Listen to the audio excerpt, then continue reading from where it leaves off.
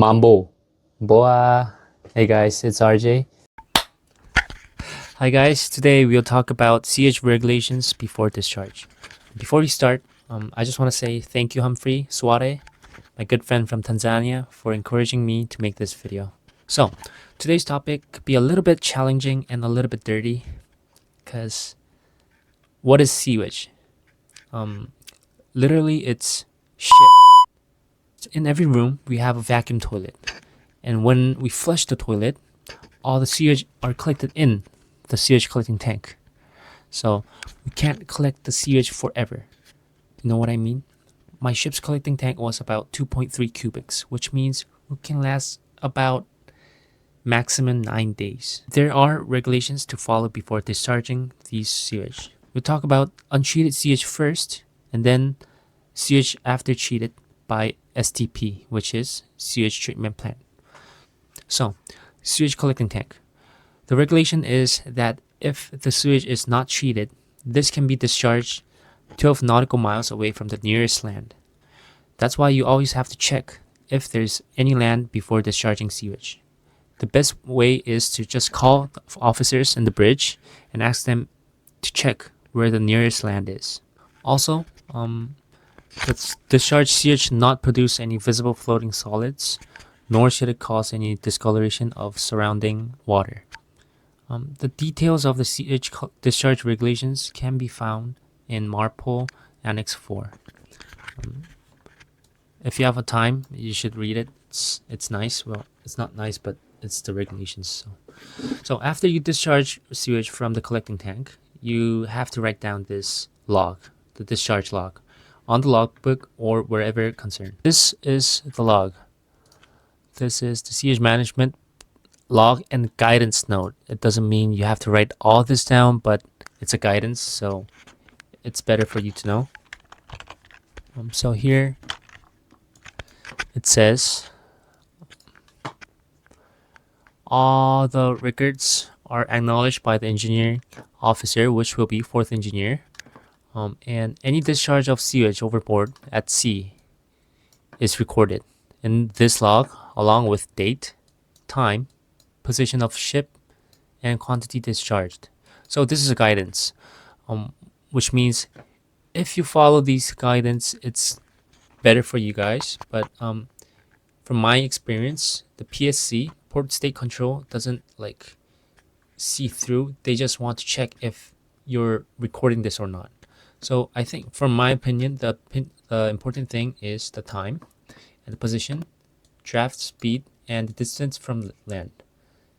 So if you have these informations in the logbook, I'm pretty sure you'll be fine, because when I was fourth engineer, during my time, I never got caught from PSC because of this. After you're finished discharging, you have to write something called a seal log, which means you have to seal the discharge, the overboard valve for the sewage. See here, if you seal or unseal the seal, that's kind of funny. If you seal or unseal the seal, you have to write it down in this particular log sheet. See, unsealed sewage overboard valve 5, and the seal number was 1882952.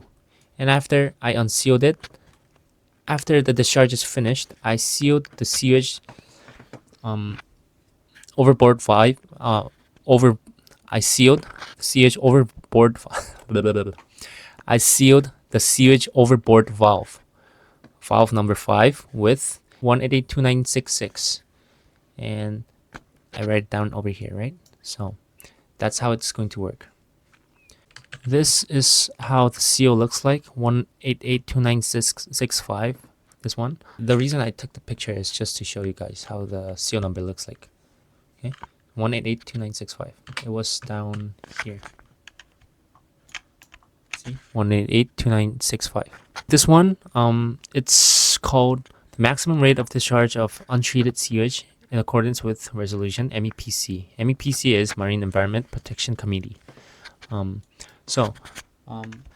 If you see here, here's the discharge rate.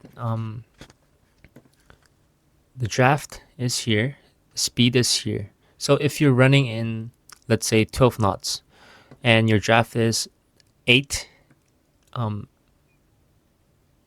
your maximum discharge rate should not exceed 31.47 cubics per hour. If you look through the manual page, you can find the spec of your pump. And you can just calculate it. It's easy. And that's it. So the most important thing about untreated sewage discharging, you have to write down the ship's position, the time, draft, and speed. If possible, discharge quantity, and I think it's better for you to write down distance of the nearest land. So let's go over it one more time. The regulation is that if the sewage is not treated, you can discharge the sewage 12 nautical miles away from the nearest land. And the important information you have to write down in the logbook is ship's position, the time, the discharge time, and the draft and speed, the nearest land from the ship, the distance. And that's it. Oh, and you have to write a seal log for the seal that you sealed for the overboard valve. For this sheet, this maximum rate of discharge of untreated sewage, I think it goes with all the ships. If you go in front of the sewage collecting tank or STP, you'll find a paper similar to this. For the treated sewage, after the sewage passes through the STP, sewage treatment plant, it can be discharged if the ship is at the distance of 3 nautical miles from the nearest land. And that's it. So it's important to remember the regulations. Untreated, 12 nautical miles. Treated, 4 nautical miles. Easy and simple, right? And it's 3:16 right now in AM. I'm making this video for you guys. Mambo.